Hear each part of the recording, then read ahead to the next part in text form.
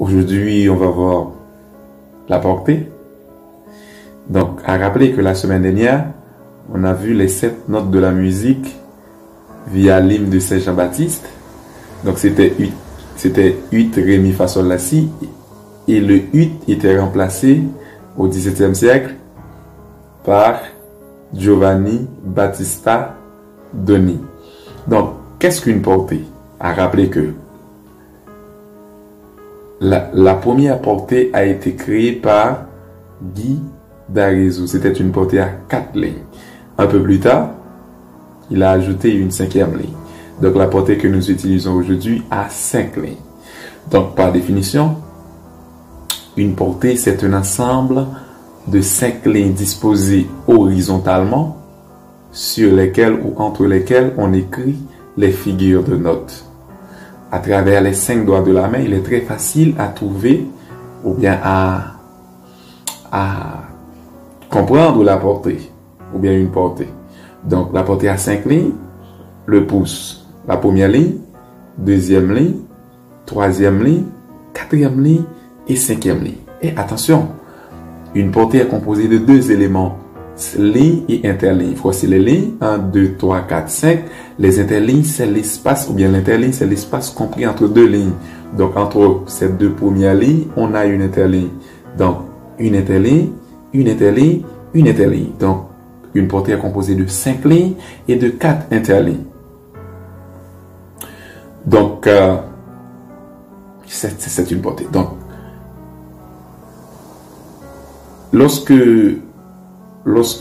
alors on parle de registre, donc la note ou bien le son peut être grave, médium, aigu. Il y a très grave, il y a sur-aigu et très aigu. Donc, au-dessous de la portée ou bien de la première ligne, on utilise des lignes supplémentaires pour écrire des notes graves et très graves. Regardez bien l'image. Automatiquement, la note est placée au-dessous de la première ligne. Donc, maintenant, les lignes sont, ou bien les notes sont graves. Et plus qu'on descend, plus les notes sont graves. Les notes qui sont placées au milieu de la portée, ce sont des notes médium. Maintenant, des notes qui sont placées au-dessus de la 5e ligne sont dites des notes aiguës, et plus qu'on monte et plus que les notes sont aiguës. Donc, on va directement vers les notes sur-aiguës. Donc, à ce moment-là, on utilise ou on fait appel à des lignes traditionnelles ou des lignes supplémentaires. Regardez, ce sont des petites lignes. Ce sont des petites lignes placées au-dessous et au-dessus de la portée. Donc, utilisées pour placer ou bien pour écrire des notes graves et très graves, et des notes aiguës et très aiguës. Ça, c'est la portée. C'est pour la portée. Mais attention, une portée peut être divisée en barres de mesure. En barres de mesure. Donc, les barres de mesure, ce sont des petites barres que vous voyez qui placées verticalement. Alors, dans une portée qui divise la portée en plusieurs parties égales. Donc, regardez bien l'image. Vous voyez? Autant de barres verticales, ce sont autant de barres verticales, donc autant de barres de mesure, autant de barres verticales, autant de barres de mesure. Donc, ce que tu dois retenir, chaque 2 barres de mesure va nous donner une mesure. Donc, il y a une mesure, il y a la mesure. Donc, une mesure, c'est l'espace compris entre 2 barres de mesure. Donc, à chaque fois qu'on prend 2 barres de mesure, ça va nous donner une mesure. Donc, regardez. Maintenant, mathématiques. Si à chaque fois, on prend 2 barres de mesure, ça va nous donner une mesure. Donc, si on a 3 barres de mesure, ça va nous donner 2 mesures. Donc, on fait 3 moins 1. On fait la soustraction. Si on vous donne le nombre de barres de mesure, on vous demande de trouver le nombre de mesures. Vous faites n moins 1. Donc, n représente le nombre de barres de mesure. Et ça va vous donner la soustraction va nous donner exactement le nombre de mesures. Donc, si on prend une portée à 7 barres de mesure. On vous demande d'identifier combien de mesures. Donc, on va faire 7 moins 1, ça va vous donner 6 mesures. Et si on fait une portée à 11 mesures, barres de mesure, ça va vous donner 11 moins 1, 10 mesures. Donc, si une portée la portée à 5 mesures, donc on va faire 5 moins 1 et ça va vous donner 4 mesures. Et si on vous donne les mesures, on vous demande de trouver les barres de mesure. Vous allez faire n plus 1. Donc, une portée à 3 mesures, ça va nous donner exactement 4 barres de mesure. Une portée à 6 mesures, ça va nous donner 7 barres de mesure. Une portée à 10 mesures, ça va nous donner 11 barres de mesure. Très facile à trouver. Donc, OK. Maintenant, pour mieux comprendre, ou bien pour écrire une partition, on a besoin de la portée, on a besoin de les différentes barres de mesure qui va nous donner les mesures, et on a besoin aussi la clé. C'est la clé qui va nous permettre d'identifier le nom de la note, ou bien des notes. Attention, la clé. Qu'est-ce qu'une clé en musique?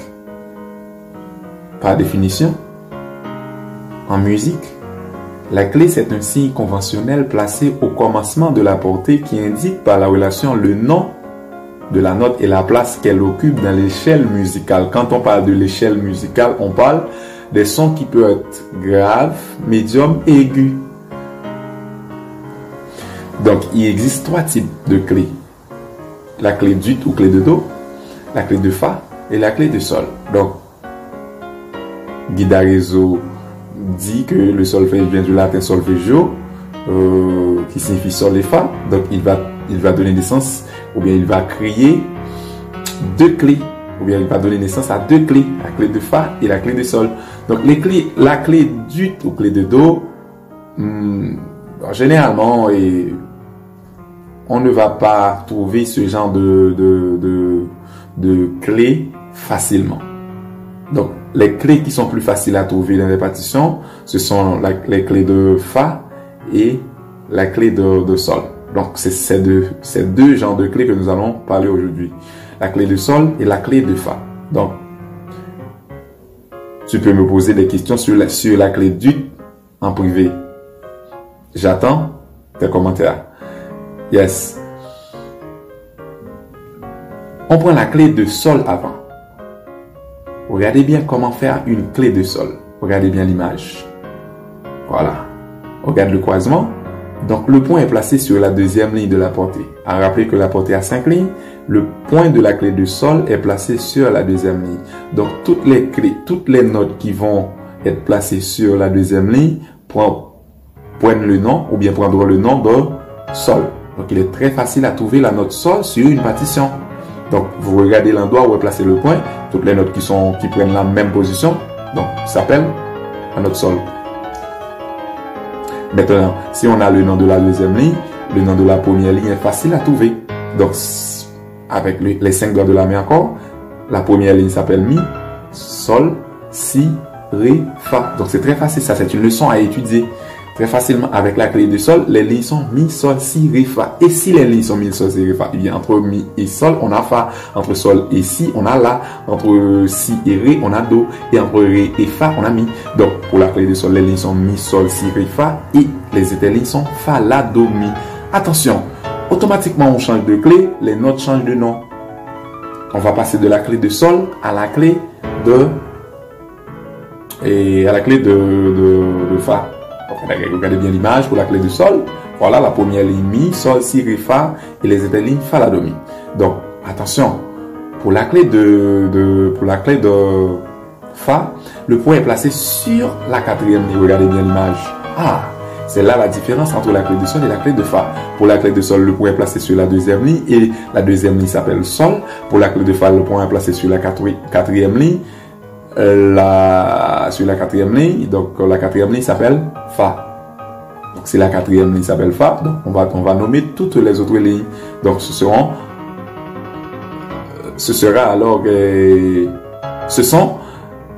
pour la clé de fa alors sol, si, ré, fa, la et les autres lignes.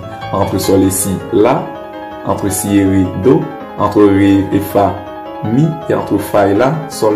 Pour la clé de fa, les lignes sont sol, si, ré, fa, la, et les interlignes sont la, do, mi, sol, tandis que pour la clé de sol, les lignes sont mi, sol, si, ré, fa, et les interlignes fa, la, do, mi. Donc, c'est à vous de s'entraîner avec ça à travers vos 5 doigts de la main. C'est très facile. Si je suis à la clé de sol, je suis là. Et si